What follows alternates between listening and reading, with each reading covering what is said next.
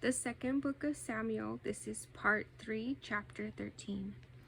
After this, Absalom, the son of David, had a lovely sister whose name was Tamar, and Amnon, the son of David, loved her. Amnon was so distressed over his sister Tamar that he became sick, for she was a virgin, and it was improper for Amnon to do anything to her. But Amnon had a friend whose name was Jonadab, the son of Shimeah, David's brother. Now Jonadab was a very crafty man, and he said to him, "Why are you, the king's son, becoming thinner day after day? Will you not tell me?" Amnon said to him, "I love Tamar, my brother Absalom's sister." So Jonadab said to him, "Lie down on your bed and pretend to be ill. And when your father comes to see you, say to him, 'Please let my sister Tamar come and give me food, and prepare the food in my sight, that I may see it and eat it from her hand.'" Then Amnon lay down and pretended to be ill. And when the king came to see him, Amnon said to the king, "Please let Tamar my sister come and make a couple of cakes for me in my sight, that I may eat from her hand." And David sent home to Tamar, saying, "Now go to your brother Amnon's house and prepare food for him." So Tamar went to her brother Amnon's house, and he was lying down. Then she took flour and kneaded it, made cakes in his sight, and baked the cakes. And she took the pan and placed them out before him, but he refused to eat. Then Amnon said, "Have everyone go out from me." And they all went out from him. Then Amnon said to Tamar, "Bring the food into the bedroom, that I may eat from your hand." And Tamar took the cakes which she had made and brought them to Amnon her brother in the bedroom. Now when she had brought them to him to eat, he took hold of her and said to her, "Come lie down with me, my sister." But she answered him, "No, my brother, do not force me, for no such thing should be done in Israel. Do not do this disgraceful thing. And I, where could I take my shame? And as for you, you would be like one of the fools in Israel." Excuse me. "Now therefore please speak to the king, for he will not withhold me from you." However, he would not heed her voice, and being stronger than she, he forced her and lay with her. Then Amnon hated her exceedingly, so that the hatred with which he hated her was greater than the love with which he had loved her. And Amnon said to her, "Arise, be gone." So she said to him, "No, indeed, this evil of sending me away is worse than the other that you did to me." But he would not listen to her. Then he called his servant who attended him, and said, "Here, put this woman out, away from me, and bolt the door behind her." Now she had on a robe of many colors, for the king's virgin's daughters wore such apparel. And his servant put her out and bolted the door behind her. Then Tamar put ashes on her head, and tore her robe of many colors that was on her, and laid her hand on her head, and went away crying bitterly. And Absalom, her brother, said to her, "Has Amnon, your brother, been with you? But now hold your peace, my sister. He is your brother. Do not take this thing to heart." So Tamar remained desolate in her brother Absalom's house. But when King David heard of all these things, he was very angry. And Absalom spoke to his brother Amnon, neither good nor bad. For Absalom hated Amnon because he had forced his sister Tamar. And it came to pass after 2 full years that Absalom had sheep shearers in Baal Hazor, which is near Ephraim. So Absalom invited all the king's sons.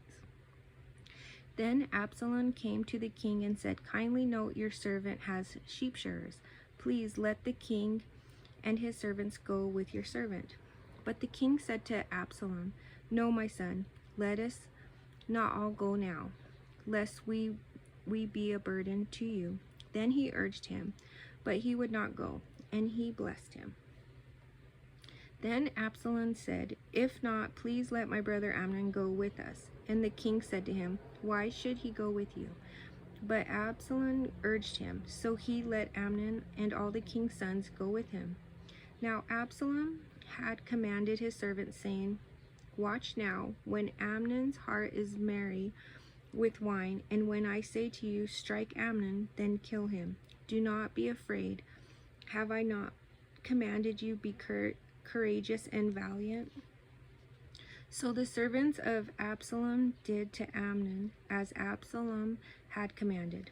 Then all the king's sons arose, and each one got on his mule and fled.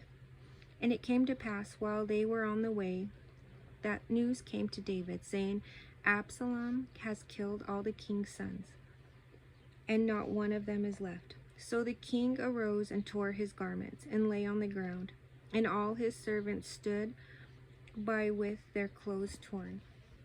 Then Jonadab, the son of Shemaiah, David's brother, answered and said, Let not my lord suppose they have killed all the young men, the king's sons, for only Amnon is dead.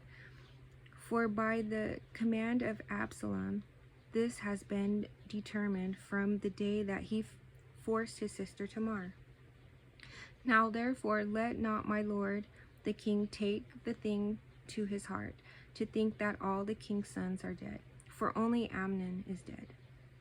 Then Absalom fled, and the young man who was keeping watch lifted his eyes and looked, and there many people were coming from the road on the hillside behind him. And Jonadab said to the king, Look, the king's sons are coming. As your servant said, so it is. So it was, as soon as he had finished speaking, that the king's sons indeed came, and they lifted up their voice and wept. Also the king and all his servants wept very bitterly. But Absalom fled and went on to Talmai, the son of Ammihud, king of Geshur. And David mourned for his son every day. So Absalom fled and went to Geshur, and was there 3 years. And King David longed to go to Absalom, for he had been comforted concerning Amnon, because he was dead. Chapter 14. So Joab the son of Zeruiah perceived that the king's heart was concerned about Absalom. And Joab went to Tekoa, and brought from there a wise woman, and said to her, Please pretend to be a mourner, and put on mourning apparel. Do not anoint yourself with oil, but act like a woman who has been mourning a long time for the dead. Go to the king and speak to him in this manner. So Joab put the words in her mouth. And when the woman of Tekoa spoke to the king, she fell on her face to the ground and prostrated herself and said, Help, O king. Then the king said to her, What troubles you? And she answered, Indeed, I am a widow. My husband is dead. Now your maidservant had 2 sons, and the 2 fought with each other in the field, and there was no one to part them. But the one struck the other and killed him. And now the whole family has risen up against your maidservant. And they said, Deliver him who struck his brother, that we may execute him for the life of his brother whom he killed, and we will destroy the heir also. So they would extinguish my ember that is left, and leave to my husband neither name nor remnant on the earth. Then the king said to the woman, Go to your house, and I will give orders concerning you. And the woman of Tekoa said to the king, My lord, O king, let the iniquity be on me and my father's house, and the king and his throne be guiltless. So the king said, Whoever says anything to you, bring him to me, and he shall not touch you any more. Then she said, Please let the king remember the Lord your God, and do not permit the avenger of the blood to destroy any more, lest they destroy my son. And he said, As the Lord lives, not one hair of your son shall fall to the ground. Therefore the woman said, Please let your maidservant speak another word to my lord the king. And he said, Say on. So the woman said, Why then have you schemed such a thing against the people of God? For the king speaks this thing as one who is guilty, in that the king does not bring his banished one home again. For we will surely die and become like water spilled on the ground, which cannot be gathered up again. Yet God does not take away a life, but he devises means so that his banished ones are not expelled from him. Now therefore I have come to speak of this thing to my Lord.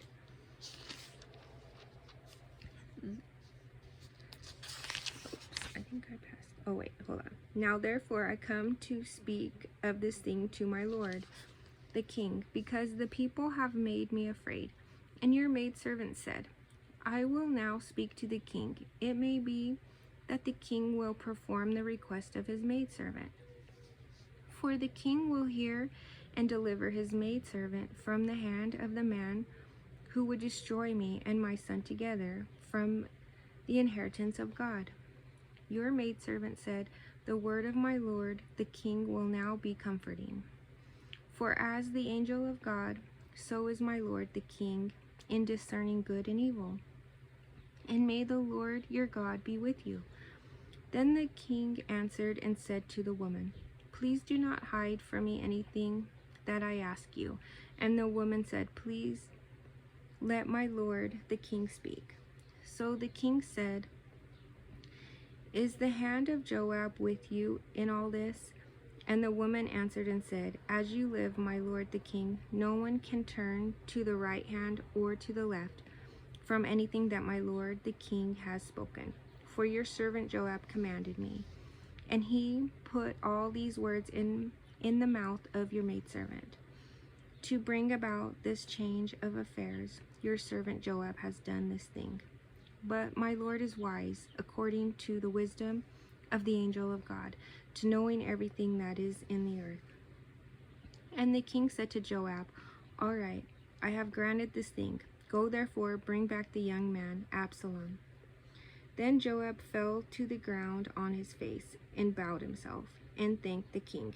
And Joab said, today your servant knows that I have found favor in your sight, my lord, O king, in that the king has fulfilled the request of his servant. So Joab arose and went to Geshur and brought Absalom to Jerusalem.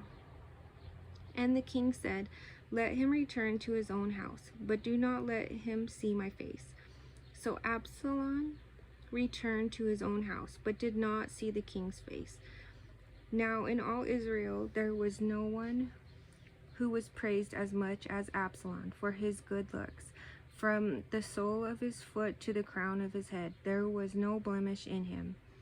And when he cut the hair of his head at the end of every year, he cut it because it was heavy on him.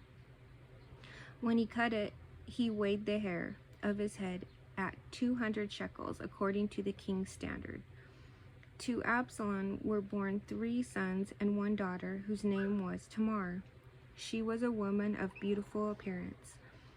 And Absalom dwelt 2 full years in Jerusalem, but did not see the king's face. Therefore Absalom sent for Joab to send him to the king, but he would not come to him.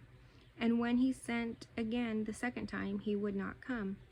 So he said to his servants, see, Joab's field is near mine, and he has barley there. Go and set it on fire. And Absalom's servants set the field on fire.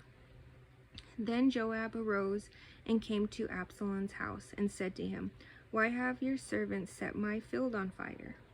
And Absalom answered Joab, look, I sent to you saying, come here, so that I may send you to the king to say, why have I come from Geshur? It would be better for me to be there still. Now therefore let me see the king's face.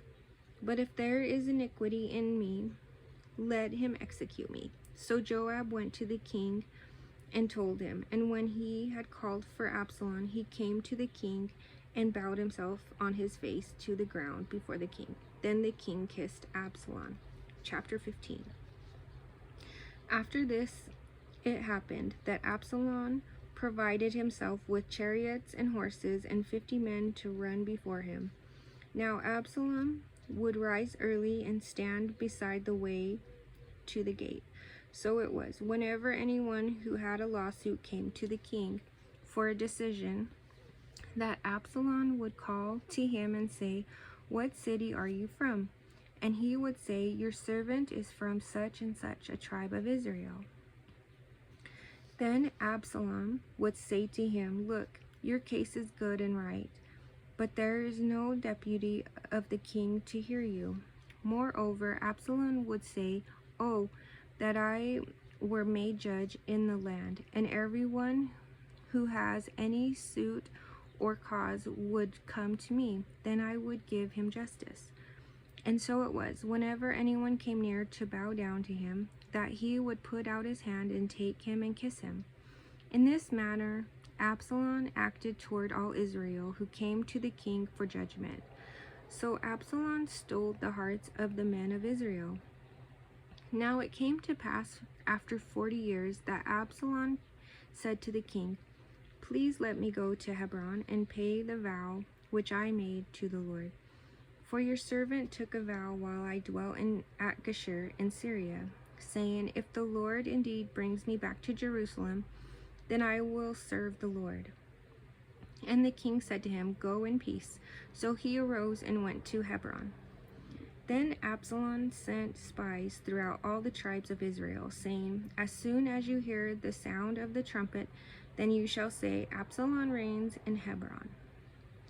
And with Absalom went 200 men invited from Jerusalem, and they went along innocently and did not know anything. Then Absalom sent for Ahithophel, the Gilonite, David's counselor, from his city, from Gilo, while he offered sacrifices. And the conspiracy grew strong, for the people with Absalom continually increased in number. Now a messenger came to David, saying, "The hearts of the men of Israel are with Absalom." So David said to all his servants who were with him at Jerusalem, "Arise and let us flee, or we shall not escape from Absalom. Make haste to depart, lest he overtake us suddenly and bring disaster upon us, and strike the city with the edge of the sword." And the king's servants said to the king, "We are your servants, ready to do whatever my lord the king commands." Then the king went out with all his household after him, but the king left 10 women, concubines, to keep the house. And the king went out with all the people after him, and stopped at the outskirts.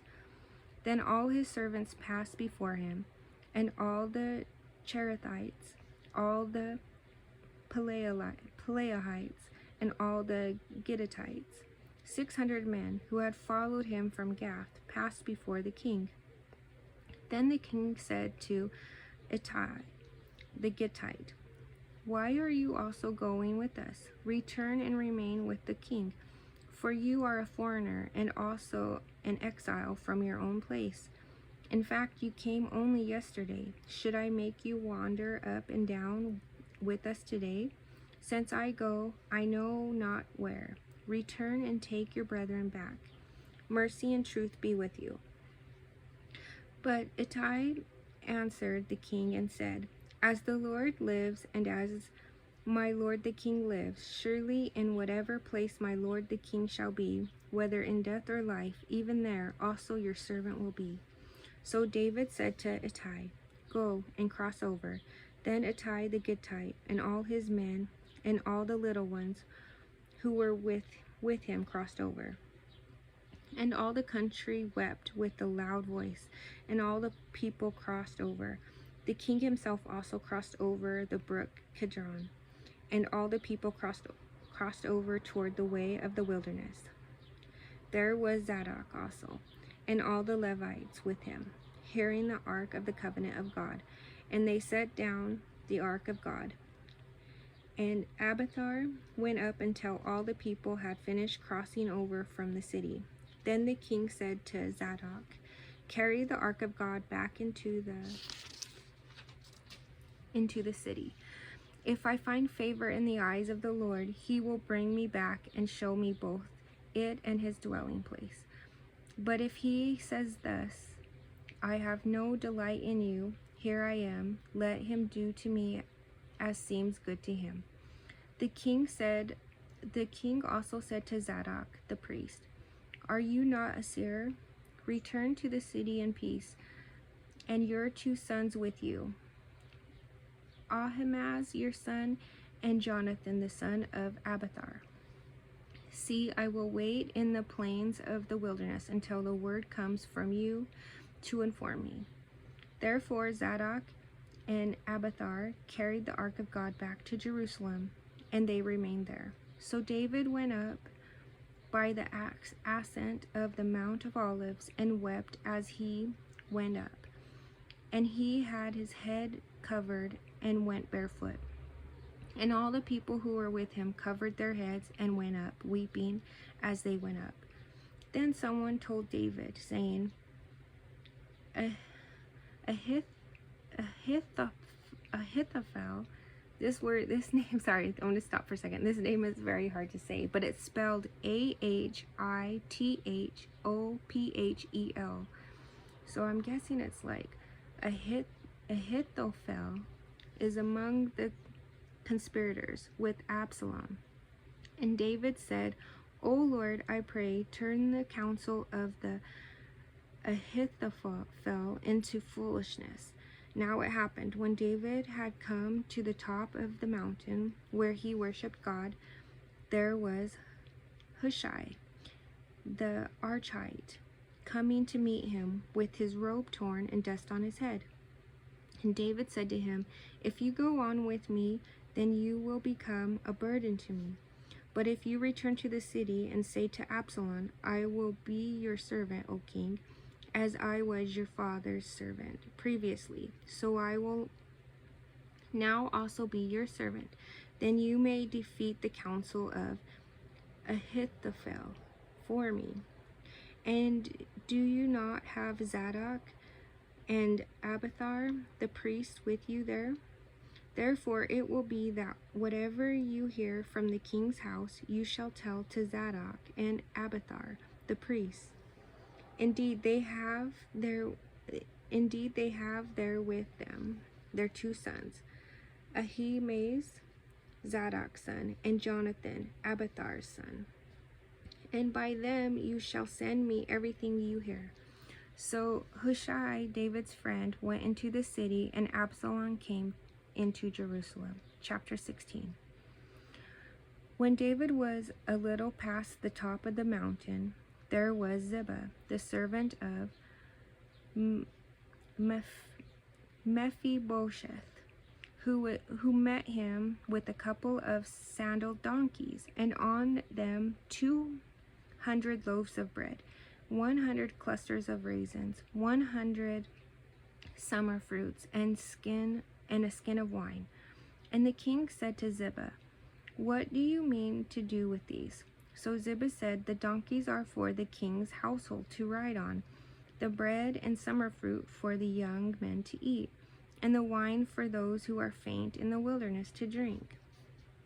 Then the king said, And where is your master's son? And Ziba said to the king, Indeed, he is staying in Jerusalem.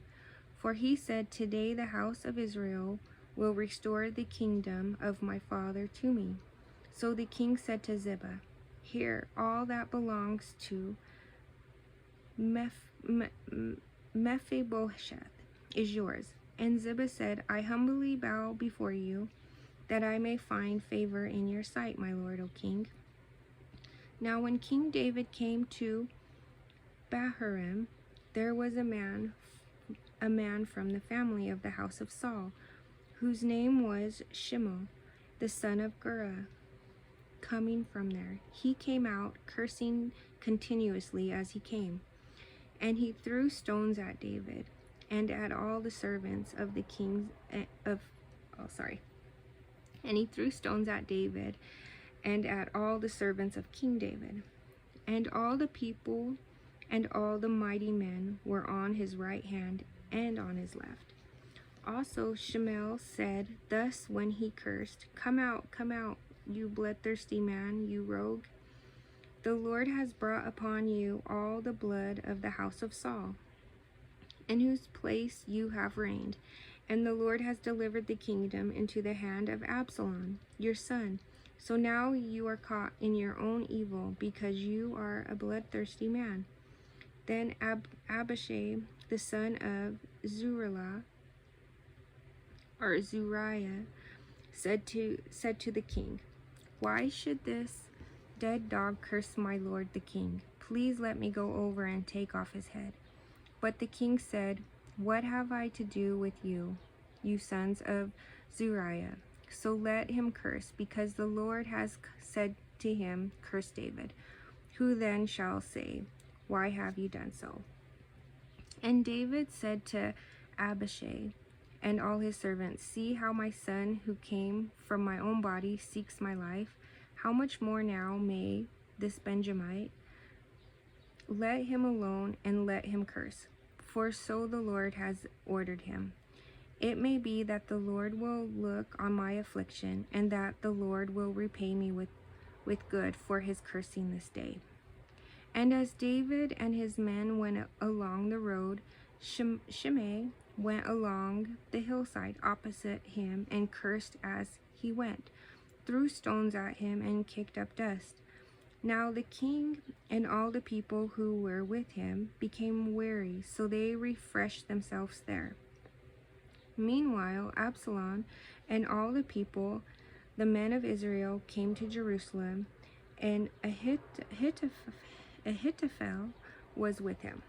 And so it was, when Hushai the Archite, David's friend, came to Absalom, that Hushai said to Absalom, long live the king, long live the king.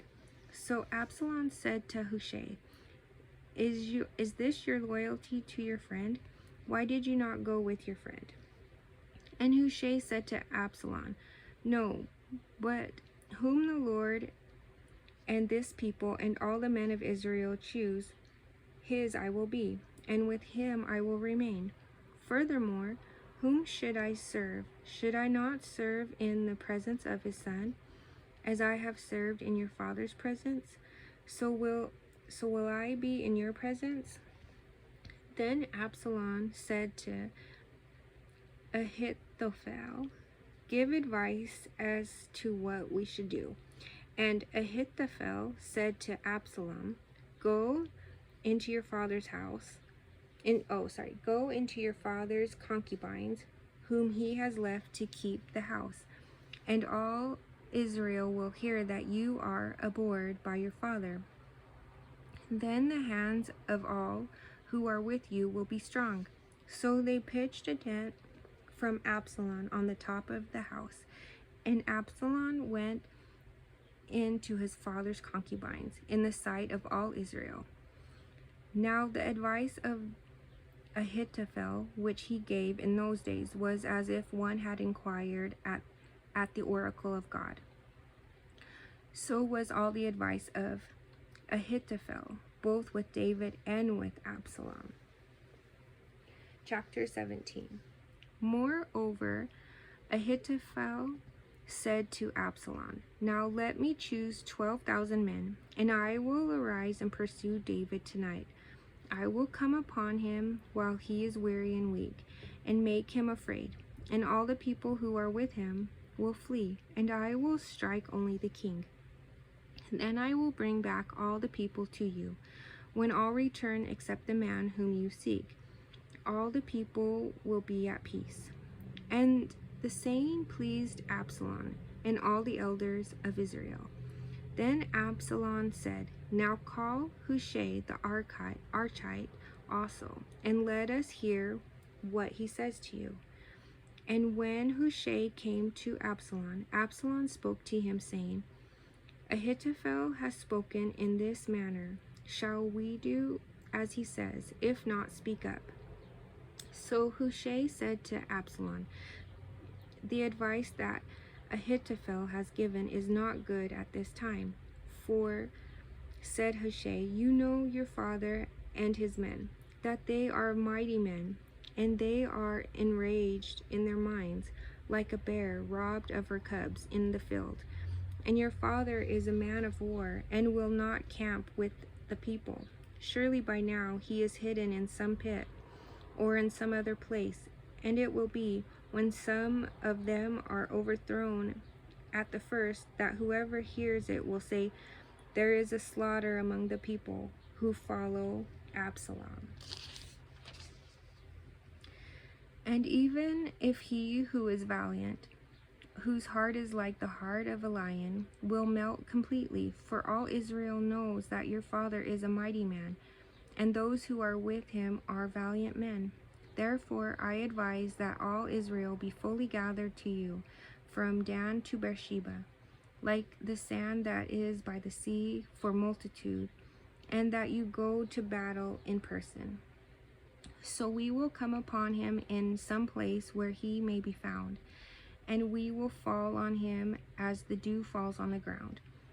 And of him and all the men who are with him there shall not be left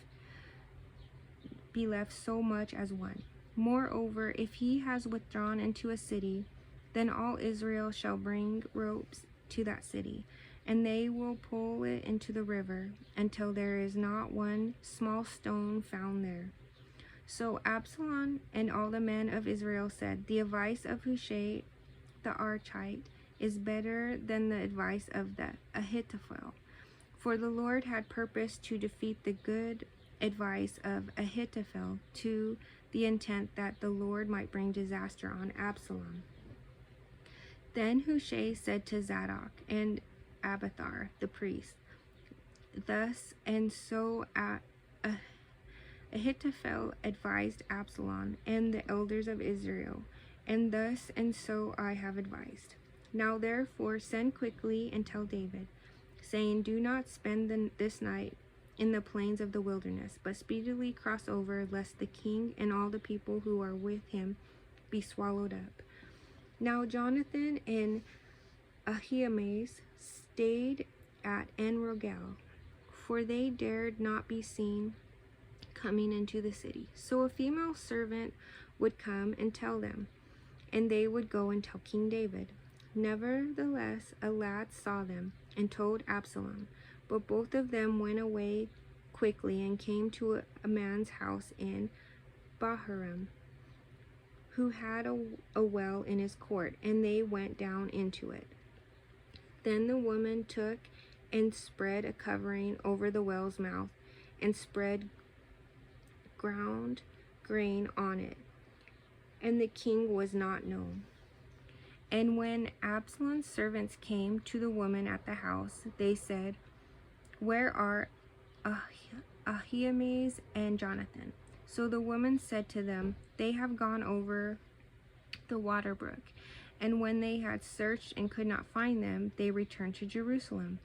Now it came to pass after they had departed, that they came up out of the well, and went and told King David, and said to David, arise, and cross over the water quickly, for thus has Ahithophel advised against you.